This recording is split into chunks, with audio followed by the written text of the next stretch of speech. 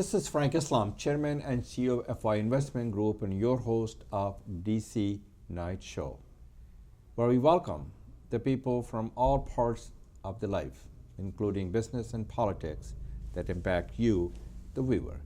Today, we are fortunate to have guest Anwar Iqbal, who is a respected and widely known journalist. He also writes for The Dawn. Welcome to our show, Anwar. Thank you for coming. Thank you very much. I know the audience probably knows all about you, but you can kind of give us a little introduction. A little introduction. You said the word from my mouth. I'm a journalist. I've been a journalist all my life. It started with a newspaper called The Muslim in Islamabad. And then I studied in London and in Oxford, and also spent a year at the University of Wisconsin Madison. Mm-hmm. I worked for an American news agency and for Chicago Tribune and Asahi Shimbun, Independent London for 14 years. I was their correspondent, all three together in Islamabad for 14 years. Then I worked for the same news agency in Washington for 5 years. And I joined Dawn while working here in Washington for the news agency, and I've been with Dawn since then. And I'm notorious as a person who has interviewed three very different people: Osama bin Laden, President Bush, and President Obama. Oh my gosh. So the journalism is in your vein. It's a part of your DNA. I don't know, but I wanted to be a writer. That was my ambition. And it started as a short story writer and a poet. But then, once I wrote a short story for a literary magazine, I went there and I went there to ask him to pay me. And then I realized that's when, while I was sitting with him, the owner of a local restaurant came and started asking him for paying him back because he hadn't paid his bills for several months. Right. So I realized that there's no money in it, and that's when I decided to move to journalism. So what do you think of the U.S. election, what that means to Pakistan? And is the Republican good for Pakistan or the Democrat? If you are sort of talking about from Pakistan's perspective, then the answer will be different. If we talk about Pakistani Americans, then we will have to have a different approach. So why don't you shed the light on both ways, Pakistani American as well as Pakistan as a country? As Pakistani Americans, I believe that yes, you should continue to worry about the country that you left behind, but you should be more interested in the country you live in. So your adopted country, you need to be politically engaged. Yes, and you should do it according to your own views and beliefs. If you feel that you're closer to the Republican ideology, you should support the Republicans. If you feel you're closer to the Democrats, you should support them. But you should get involved, you should become a part of the two parties and work for them. That is how you're going to make some impact. So this is how you're going to make a meaningful impact, influence. Yes, exactly. And so tell the audience, why should people be engaged in politically? Well, this is a political country. I mean, you never had a day in America where one day the army got up and said, we are going to topple the government and we'll take over. Right. So there is only one process, that's the political process to gain influence in the society. And if you have decided to live here and you know that your children and their children are not going anywhere, they're Americans. So you have two options. One is to live as an insignificant minority. The other is to do what Pakistanis and Muslims in Britain are doing, where they have become very influential. Yes. Whether the Tories or the Labour, whoever is in power, they always have some Pakistani, some Muslim ministers in the cabinet, people in the parliament and everything. Sure. And that's the way to do it. Even the mayor is the so you American. believe that politically the community, the Pakistani American, should be engaged because it creates a common cause. It also, the protests define the landscape of the country. And also, this is to make sure and ensure your voices are heard, you have a seat on the table. And more important, I think you should be a part of the society you live in. A part of the social, economic, political fabric of this nation. And political culture. Okay. Political culture, because this is something we ignore. We want everybody, the joke that there was this, they say that an Indian American got elected to the White House, became the president, and on his oath taking, his grandmother also came and she was sitting with somebody, and then she pointed at him and told this person that, look, you know this man here, this one here. He said, yes. You mean this one, Mr. President? He said, yes. Would you believe his brother is a physician? His brother is a physician. So we will have to change that attitude. I mean, being physician is good, but it's not the only thing in life. I agree with that totally. So let's talk about the what's going on in terms of the is it good for, you talk about Pakistani American, let's talk about Pakistan as a country. Who's good for and what's going on with the election here? Well, traditionally, the Republicans have been better for Pakistan, but that was not because Republicans wanted to be good for Pakistan. That is because we had, number one, in the beginning we had a Cold War, and Pakistan's strategic location made it important for them, because the Republicans were more keen on engaging the Russians. I mean, the Soviet Union. They wanted to, which they also achieved one day, was to make it collapse, and it did. And because of that, they obviously were more inclined towards working with Pakistan again for countering Soviet influences. That's why they were good. Democrats, on the other hand, have always been more inclined towards India, and not just the Democrats.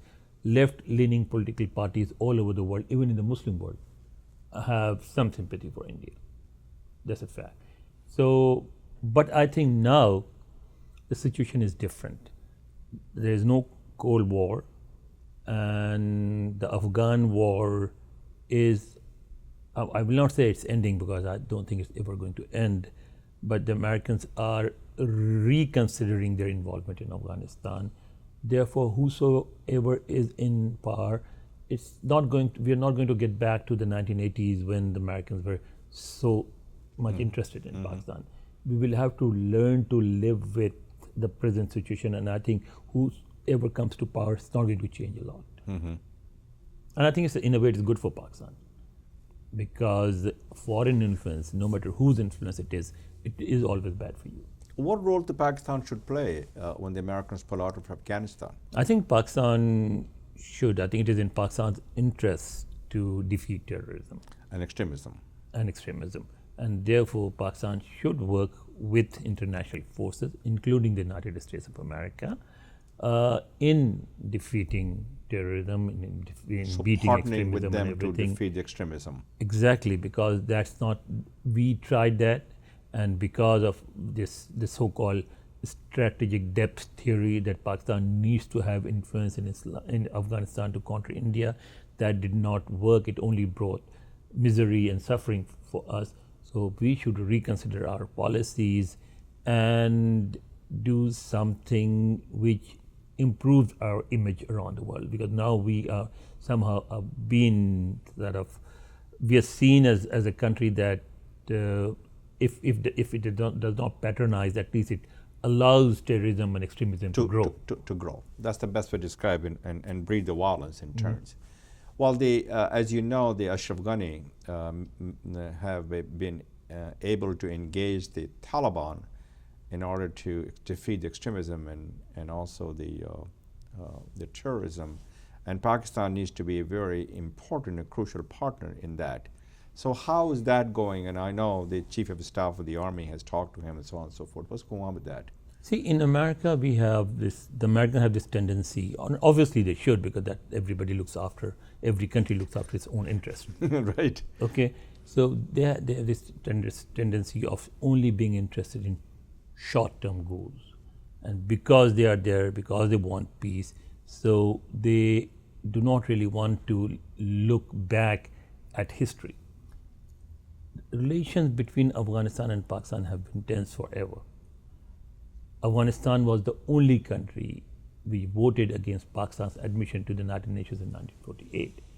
And that is because Afghans feel the two Pakistani provinces, KP and Balochistan, belong to them. And they do not recognize the border as an international border. So there's a historical fact here in terms of the engagement between the two countries. Yes, so our relations can, and I think will improve, but only up to a certain extent. There will always be some friction. We'll have to learn to work with it. So, but you were saying that it is important for you to learn to live with them and learn and to also work with them. work with them. That's what you're saying. Yes. It's important. You don't have to a very close relationship with some country to be able to work with them. You should sit together and define mutual interests. It should your relationship should not be defined by differences, but what you can do together. Yes, that's what you're saying. And that's the I think approach we should have with India. Well, that's what my next question is. What's your thoughts on the relationship with India and Pakistan? It is in Pakistan's interest and India's interest to make sure Pakistan is stable, secure, prosperous, and have upward mobility. See, first of all, let's start with Kashmir, the core issue that actually has defined relations between India and Pakistan since 1947. Kashmiris to have the right to decide whether they want to stay with India or want to join Pakistan. Correct. Or want to be independent or whatever. But the reality on the ground is a little different. In human history, you never have had a country which is 6 times bigger and now probably economically 20 times stronger and militarily 10 times stronger than you, and that country gives away a part of its territory to you. That's not going to happen. That's not going to happen. So you will have to find a way that, I think both India and Pakistan... Can they seek a common ground?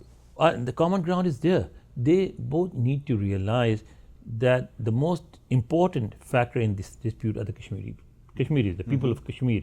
So you should come up with a formula, with a solution that satisfies the Kashmiris. So we should make some sort of arrangement that makes people on the Pakistani side of Kashmir and the Indian side of Kashmir to stay, engage with each other, to travel. Because whenever the borders are relaxed, there are people who come over and get and arrange marriages and all sorts of engagements and everything happen. So we should make life easier for them, and we should let time decide it. If the Kashmiris do not want to live in India or under Indian control, India can only keep them for so long. The day will come when they will be able to get out of India. If they want to do not want to live in Pakistan, they cannot be forced to live in Pakistan or with Pakistan. They will one day secede. So just relax, let the Kashmiris decide their fate, and for the time being, stop fighting over Kashmir. Good advice. Did you give that to the Prime Nawaz Sharif? Well, I write. I hope they read it. Going back to the U.S. election, you talk about the Republicans were better because of the historical facts in terms of the presidency. So who's better for the Muslim American, and does the Muslim have a future in the United States? Muslims have as much a future in the United States as they do in Europe, where their impact is greater than it is here. They are passing through a difficult phase, but I do not believe that this is the end, that they have reached the wall and that's now one day they will have to go back en masse to wherever they came from. That's not going to happen. They are here to stay. Yes, and the integrators are part of the socially, economically, and politically. Yes, but Muslims should also realize that they are not living in a Muslim country. Yes, in America. They should not, like you have some fringe groups in Britain, or they are not so vocal here, who want to impose Sharia in Britain. No, that's true. Okay. You cannot impose Sharia in Britain or in America. These are not Muslim countries. Right. You cannot demand that your family laws, your religious laws should be adapted as the law of the state in this country or any other non-Muslim country. That makes sense. And Islam also teaches you how to live in a non-Muslim country. Dignity and peace. And equality. There are very clear guidelines about that. Yes. So we should follow those guidelines, and then we should not confuse political issues with religion. For instance, a lot of the things, including 9/11 that happened, there were political factors behind it. Issues like Kashmir, issues like the Palestine, issues like Cyprus, all these issues that cause friction and ultimately they erupt. And what we tend to do is we turn everything into a jihad, and we give it Islamic disguise and we fight in the name of Islam. And those who are against us, they also say that, look, this is how Muslims are, this is how Islam is. Actually, we should be very clear and we should let the world know that this has nothing to do with Islam. These are political issues. Let's find political solution for them. There are certain issues, economic issues. For instance, the Taliban. I mean, why the entire Taliban leadership comes from the working class? Very, very poor people. I mean, one of the leaders was a bus conductor, the other was a lift operator. So that means there are economic issues in those parts of the world that need to be addressed, that these people need to be given their due place in the society, that there should be economic justice in that society. And once you achieve that, so you have to be active participant in economic opportunities and equal opportunities. And they should got to be a partner in the prosperity. Exactly, they should become a partner. There is no such thing as sort of you say you should continue to love your country no matter what the country does to you. No, it doesn't work like that. And I would hope that the Pakistan as well as India has the same problem. Yeah, I mean, there's classes there, and the Muslims confront hostility and open prejudice in some cases, and they're not active participant in the economic mobility and equal opportunity, and they need to become a partner in prosperity. So do you think that the Afghanistan president has and the people have learned this thing, that they need to do that? In Afghanistan? Yeah. With Taliban, that's what Taliban is. And then some Afghan society is a little different from, say, the Indian or Pakistani society. And Pakistan society. It's a tribal society. Afghanistan, when the Afghans say, and this is something that they say a lot, and I think they're right, is that when left alone, they're always at peace with each other. It's a tribal society, and there are very defined both physical and cultural boundaries. And if you let them live within those boundaries, they do not bother you. But if you start bothering them, then they bother you. So all this has started with the Soviet invasion of Afghanistan. And then all sorts of actors were brought from other countries, like Al Qaeda and Osama bin Laden and other leaders. Like there were hundreds of thousands of fighters who were brought from the Middle East, from Pakistan, from India, from everywhere, and they left a particular impact on the society and led to all whatever is happening. So I think the world should make sure that Afghanistan is left alone.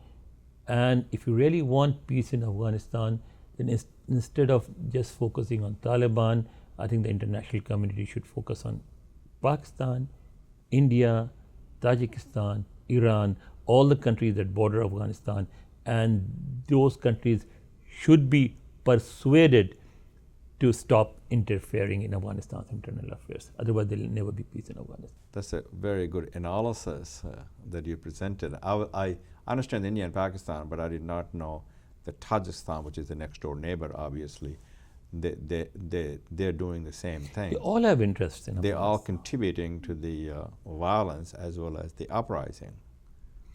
They all have interests here because there are, I mean, the second largest population in Afghanistan is Tajik.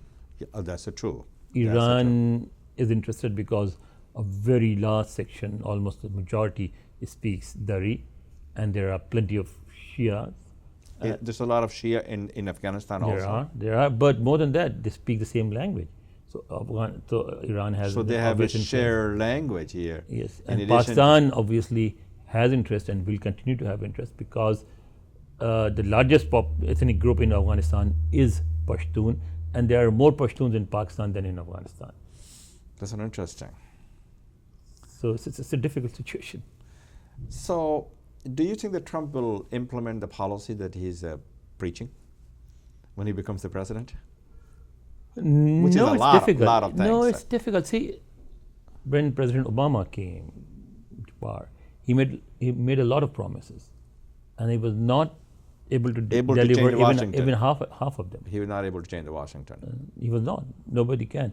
So when you become the president, you see, there was an interesting debate many years ago in the 80s here in Washington, I think at Carnegie, when Jamaat Islami's Amir Qazi Hussain Ahmad came and he was saying something, and the moderator, although he was speaking Urdu, but somebody was sort of interpreting him, and then the moderator said, "Sir, yes, you are right. All your points are valid, The problem is when you become the president of Pakistan, your attitude will change. He said, no, it will not. He said, yes, it will. And then he explained why. He said, when you will be told that your real strength is this, not what we say publicly, that this is what your army can do, that this is what your nuclear weapons can achieve, You have to that face this the is what you reality. know. Then when you face the reality, then your thoughts, your thinking changes. Right. So I think Trump will also face the same situation when he is in power, if he is in power. So what's your thoughts about the banning the Muslims and hatred and bigotry and intolerance and all the things that he's talking about, and then versus Hillary Clinton? It's very sad. There is a hope versus fear. There's a sense of optimism and versus the pessimism, and the list goes on and on. It's very sad. It is sad. He is doing it for political purposes. Obviously, We're obviously catering and appealing to a the particular people. section of the society that Absolutely he right. thinks that there is a And large I don't know group that of will carry him to the presidency and now, but there are yes, angry. He's trying to Angry appeal and to the anxiety. so-called angry white voters. yes. The problem is that he may or may not win the elections, but when you create that kind of ruptures in the society, it is very difficult to bridge them. You might have seen there's a survey that Washington Post did today, which says that not an overwhelming majority, but more than 50% people. So the majority in all 50 states believes that no matter who is elected, he will not be able to bring unity to the country, and that the differences that have been created during this election it'll be campaign divisive. will remain. And the mood is very, very pessimistic across all 50 states. So I think politicians should not do and should not indulge in such activities just for political gains. They should think of the larger interests of the country that they claim to serve. So he has caused irreparable damage to our society. I don't know if irreparable, but has done a damage that will be difficult to repair. What do you think the Hillary Clinton's relationship with Pakistan would be if she becomes the president of the United States? She is an experienced person. She has dealt with Pakistan before. She has friends in Pakistan. But at the same time, her policies will also be determined by US interests.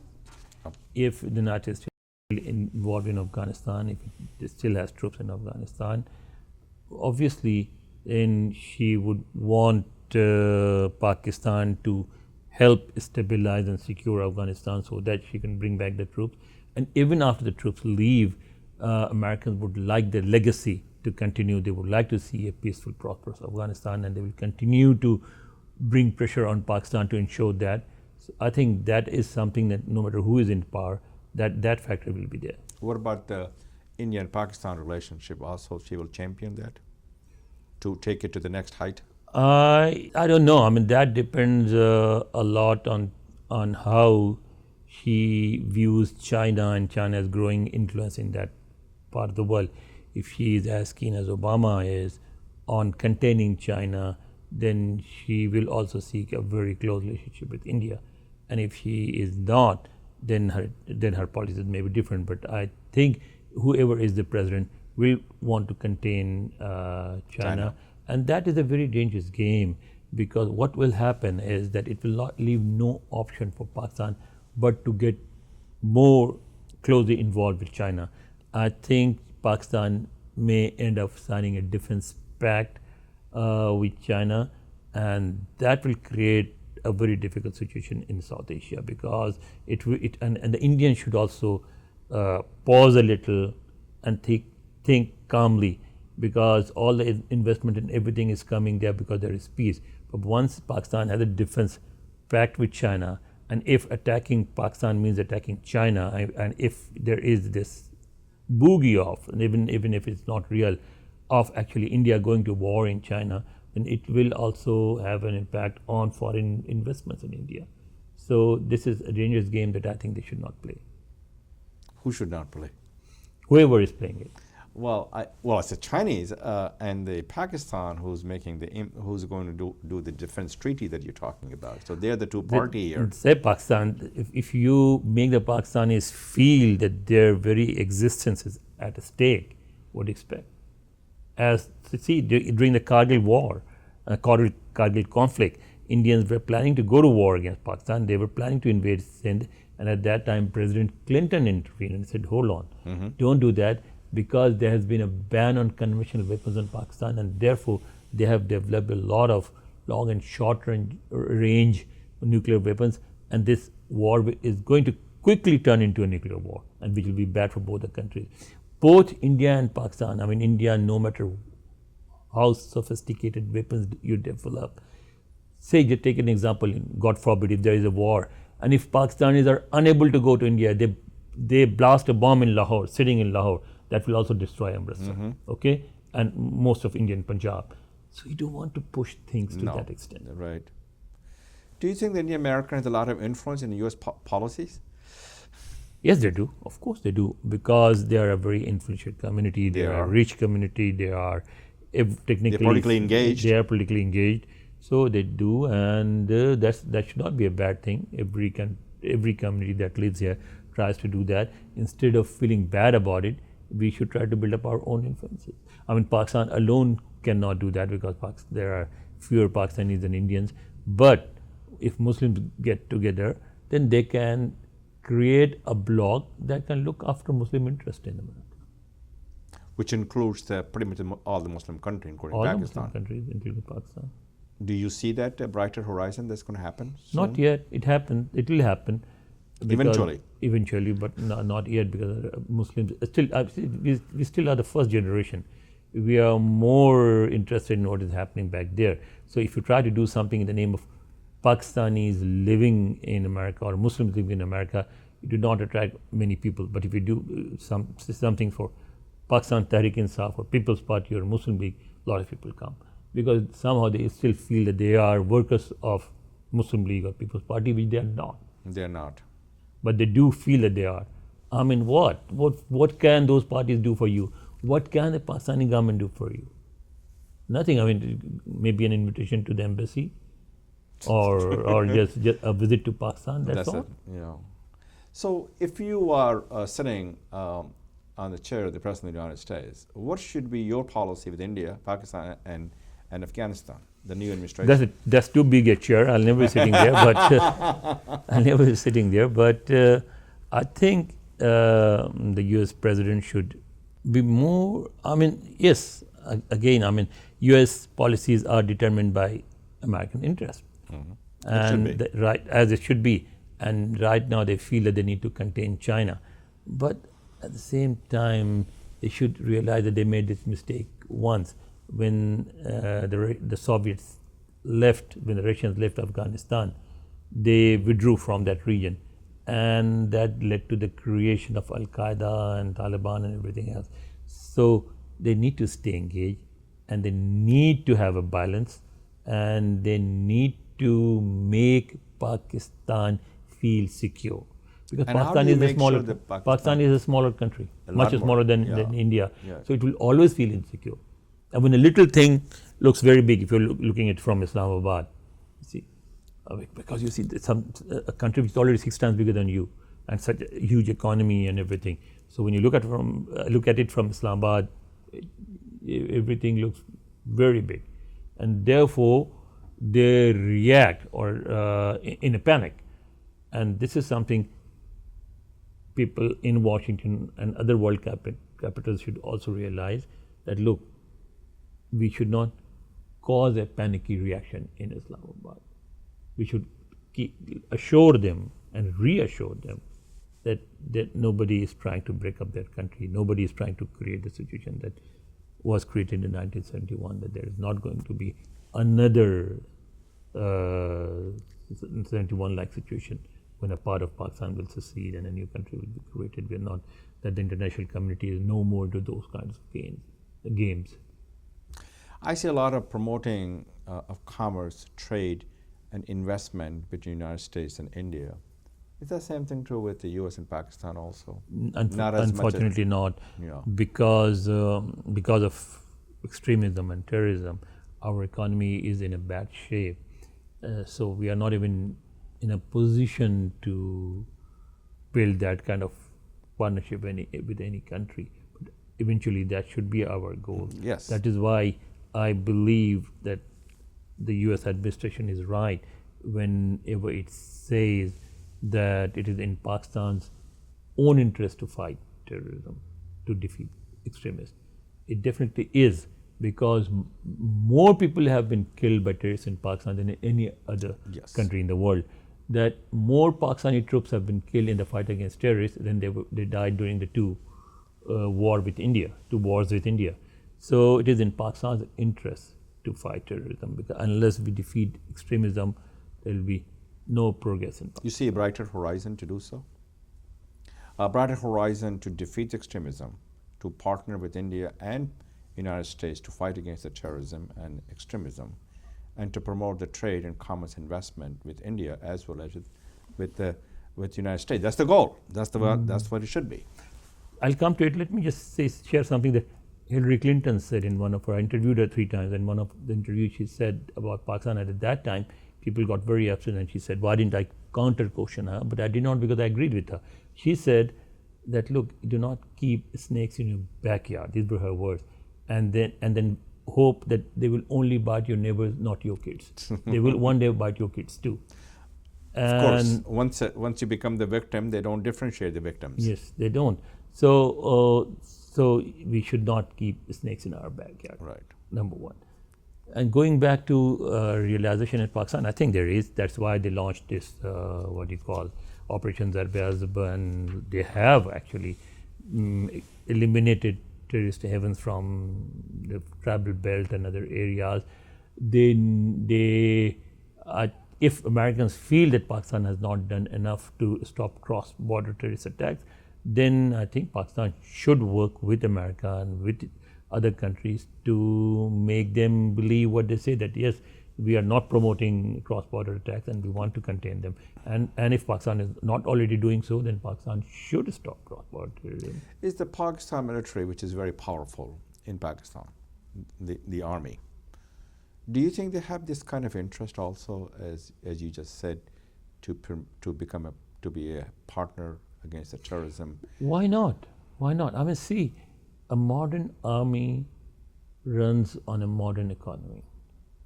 You have to. That's the best way to describe it. See, so you have to. You need money to buy weapons. You need money to pay your soldiers. You need money to buy fuel for running your tanks and airplanes. And it is in the interest of the Pakistan army to have a functioning, prosperous economy, and that will not happen until you defeat terrorism. How do the Pakistan and United States work together to promote the peace in that part of the region? And what suggestion do you have for the Americans? And also, education, to me, you said a lot more. You get about 200,000 students from India, and I do not hear that proportional coming from Pakistan, and there are several reasons behind it. The education, again, is also a victim of terrorism. I belong to a generation that saw people coming from all over the world for studying in Pakistan. Yes. Every major university and college in Pakistan used to have an international hostel, okay, where you had hundreds of foreign students. It doesn't happen anymore. Okay. Instead of opening new and better schools and colleges, we opened hundreds of madrasas. And the madrasa is teaching people a history, not training them for the 21st century workforce. Well, that is much more complicated than that. And here the Americans should also admit their guilt. You know, the curriculum for this madrasa was written by a professor from University of Nebraska. Well, but don't you think that the Saudis has also fueled? Of course they do. But you see how deep the change was. You see this when Alif Be, the alphabets that they taught at every school. In madrasa, they introduced new books written by this person. We said we used to read Alif Anar, A for apple, okay, and Be Bakri, B for whatever, okay. Right. Now that has been That was changed or has been changed in madrasas to Alif for Allah, Be for Banduk, Kaf for Kafir. And even in mathematics, they used to introduce questions like if a rifle has if a rifle has a range of so many yards and a kafir is standing at such a yard, so how many yards do you have to cover to shoot him? If you do bring that kind of changes, that impacts the mind. It does. And it stays. Madrasa is not only a problem in Pakistan, it's a problem for the Muslims in India as well. So instead of what I say, see, once I went with a British TV channel to interview a mullah at a madrasa, and we filmed the kids and everything, and the living conditions were bad, and so I got very upset with the mullah, and I shouted at him, and he said, "You guys just shout." I said, "What do you mean?" He said, "Look, nobody's stupid. The people who bring their children here, they bring it only because we give them 2 meals a day and 2 pairs of clothes a year. Now, if you were to open an English medium school next to my madrasa and give them just what we gave them, 2 meals a day and 2 pairs of clothes a year, do you think anybody would want to come to madrasa? They would go to that English medium school because everybody knows that they will have a brighter future." So how do you change people's mind to make sure we can cultivate that relationship, not only in madrasa, but also madrasa where there is a learning in terms of education with the English medium? How do Pakistan and India is no different. I don't know. For the Muslims. Let's talk about Pakistan because I know it well. That's my country. Pakistan needs a new social contract.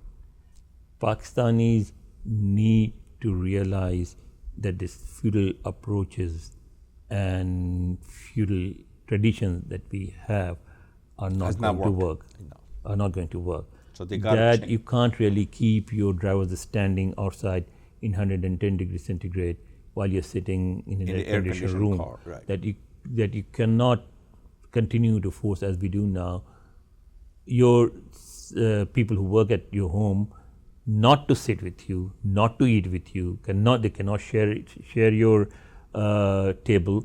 That these practices have to end, and that you cannot take a domestic servant for granted that he or she will work for the rest 18 hours a day. No, you'll have to rewrite these rules. You will have to make laws about these things and implement them. But there's a lot of rethinking that needs to be done. So, do you feel there is a hope in the new generation to change the course and attitude and behavior of the older generation in order for them to move forward and to be part of the global economic power? I hope there is. If there isn't, then it will lead to a bloody revolution. A lot of people will get killed. That's not what we want. The Taliban is only a symptom of greater troubles to come. There will be an uprising, then everybody will be killing everybody else. And it may happen, God forbid, I hope it does not, that people will just get up and start attacking prosperous people and burning their homes and their cars and everything, because they just cannot live like this forever. You have to give them their due place. But there has to be some leadership in Pakistan to change the course. The leaders are there. They should become less selfish and think more they're guided by their own self-interest. Yes, instead of focusing on building their bank balances in the West, they should also think about serving the people who bring them to power. Well, thank you very much, Anwar, for your time, for your effort, and thank you for your leadership, serving our community and shedding lights on so many issues. And I hope that the audience will listen and learn, because when you do so, we can solve all the problems together. So this is Frank Islam wishing you a great week, and thank you for watching.